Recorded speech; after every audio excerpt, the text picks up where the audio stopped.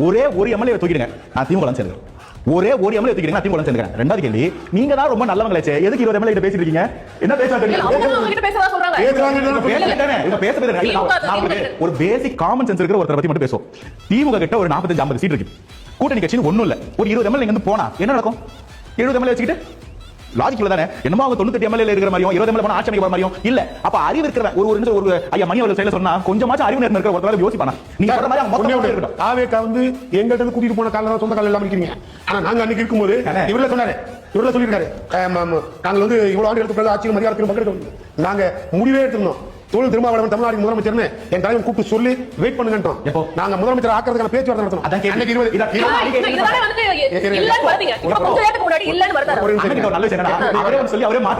நான் எதையும் சொல்லணும் அவசியம் மறைக்கின்ற அவசியம். நாங்க ஓப்பன்ல சொன்னோம், பப்ளிக்லயே வந்து ஏன் ஆதரவு தொழில் திருமா பொது வேட்பாளராக இருந்தால் அதிமுக ஆதரவு தெரிவிக்கிற நிலைமைக்கு வந்தது. யார் வேண்டாம் போகுது, யார் வேண்டாம் முடிவு எடுத்தது? காங்கிரஸ் முன்கூட்டியே போய் டிக்கெட் ட்ரெயின்ல போய் துண்ட போட்டு சீட்டு பிடிச்சாங்க.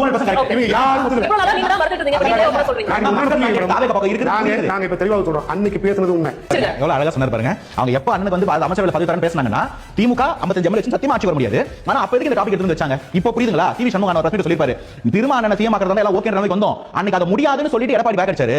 அதனால இப்ப இவர் திமுக கூட கூட்டணி போறீங்க, எங்களுக்கு அதுவே பெரிய அசிங்கம். அப்படியே வந்து ஒரு பொது தலைவர் ஏத்துக்க மாட்டாரு போது இந்த கட்சியில என்னங்க இப்ப இதுதான் அதிமுக இருந்து வெளியே வரக்கூடிய எம்எல்ஏ ரிசைன் பண்றதுக்கான காரணம். அண்ணா சொல்றாரு அவர் பெருசா கடன் பண்றாரு. எனக்கு நீங்க எல்லாம் சொல்றீங்க கடன் பண்றா இவங்க அவங்க.